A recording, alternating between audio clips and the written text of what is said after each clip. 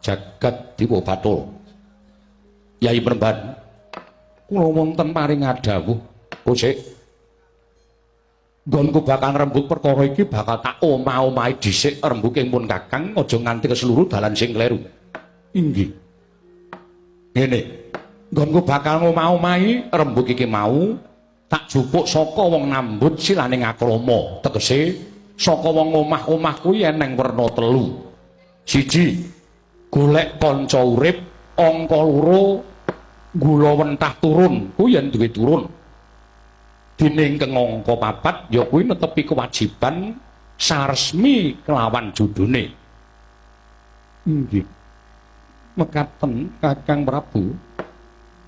Lan wondene wong kang duwe cacat, lan wondene wong kang duwe cacat kuwi saka pamrayoganing pun Kakang luwih becik ora usah dadak saresmi sebab tan wurunga mung bakal gawe getune sing wedok utawa getune bojo. Inggih. Mekaten.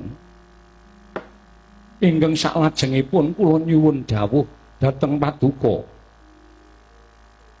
Kakang Prabu menggah menapa ing kedah kula patrapaken dhateng wanita menika kala wau, Yai Penemban.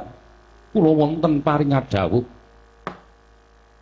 yen miturut paukuman Maespati kuna. Iki miturut paukuman Maespati kuna, pernataning praja.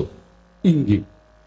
Pernatan praja wis nyebutake yen ana wong wadon sing wis duwe bojo, mongko seneng karo wong lanang liya. Lagi seneng wae kuwi hukume dipecut nganggo pecut waja kaping 10 terus dipepe 3 dina. Mekaten Kakang Prabu, ya iki pernataning praja sing tau tate tak waca.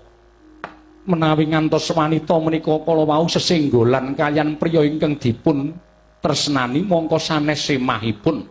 Yen nganti senggolan karo wong lanang mongko dudu bojone kuwi dipecut nganggo pecut waja kaping 20 terus dikum neng banyu sak mlonyoe.